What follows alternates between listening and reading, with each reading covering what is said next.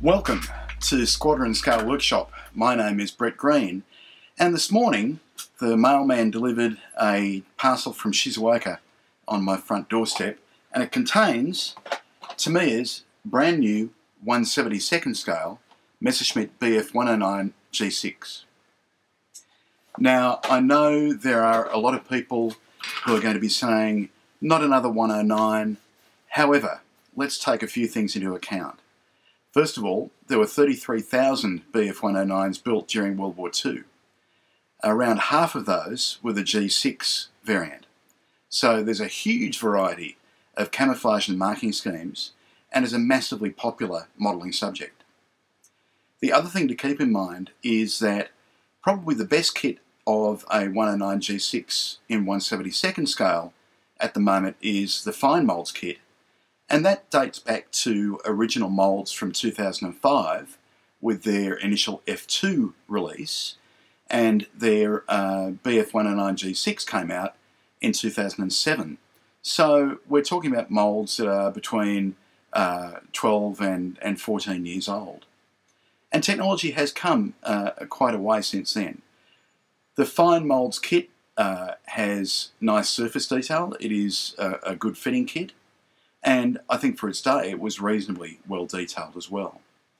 But nevertheless, in that decade or more, the technology has come along. The other options that we have in 1/72nd scale are the AZ kit, which once again is a nice kit and offers many variants from the various boxings, but it still displays the hallmarks of a limited run kit in some areas. And the Airfix kit from the early 2000s was just a massive disappointment. I won't talk about it in too much detail, but it really failed in terms of accuracy, detail, and other areas as well. So we have the opportunity to actually come up with a new best Bf 109 G6 in small scale. And has Tamiya done it? Look, I know there's not a great deal of tension in asking that question, but we'll attempt to answer it, or at least give you enough information to answer it for yourselves.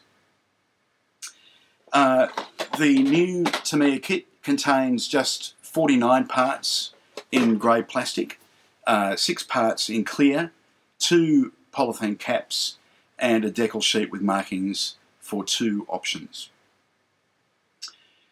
This kit can only be built as a G6. It doesn't have the little teardrop bulge on the bottom edge of the starboard side cowling bulge, nor can it be built as a G14. It has something in common with the 48 scale kit in that it's the same sub-variant of G6, but don't expect a shrunk down version of the 2017 1/48 scale kit here. The engineering and parts breakdown is quite different, I think reflecting the realities of the smaller scale, and also offering a simpler kit to build. Well, rather than me talk about it too much more, let's take a look inside the box.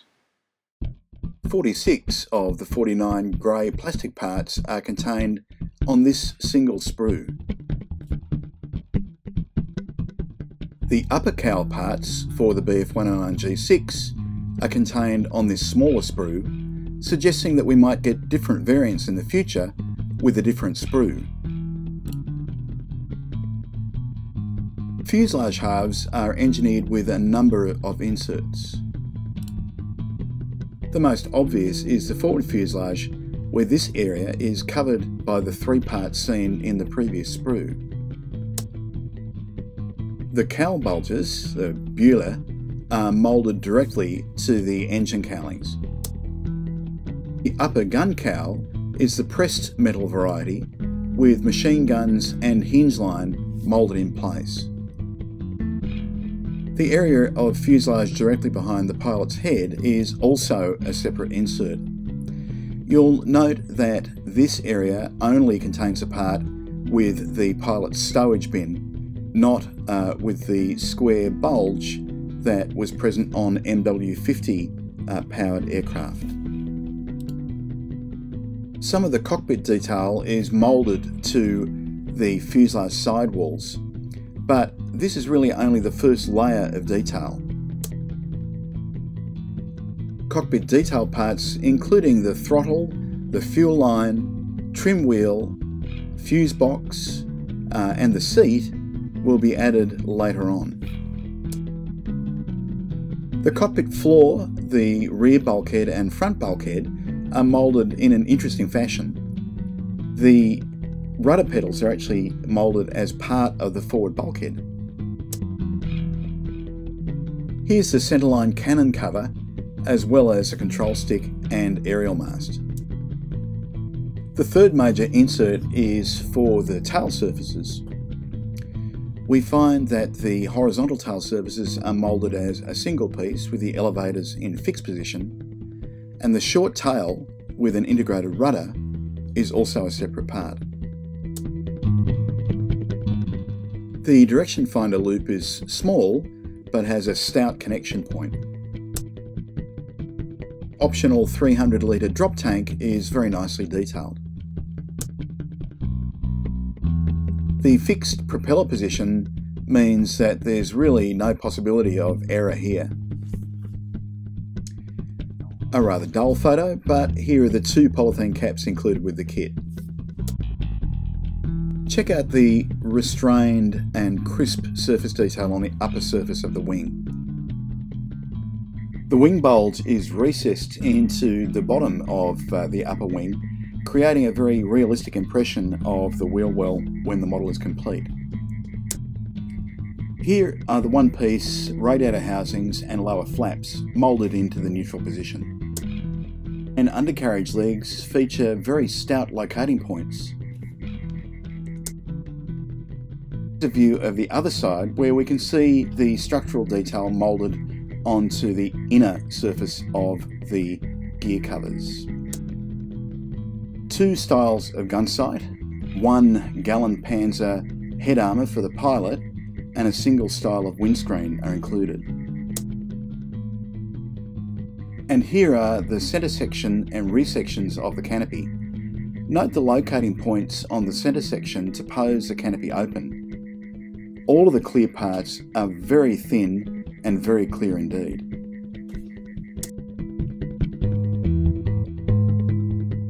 Two marking options are offered, one from 9 Staffel JG54 and the second is a Bf 109 G6 from 4 Staffel JG51. And here is the kit decal sheet.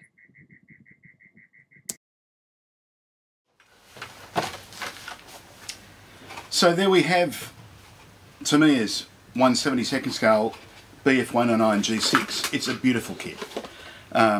Superbly restrained surface textures, lovely cockpit interior detail, three-piece canopy to show it all off as well. Really quite simple and straightforward assembly, and lots of hints that we're going to see other variants with the way the sprues are broken down. If you are a fan of 1/72 scale and if you like Luftwaffe subjects, you'll want to buy a whole staffel of these. Well, thanks for joining us again here on Squadron Scale Workshop. Bye for now.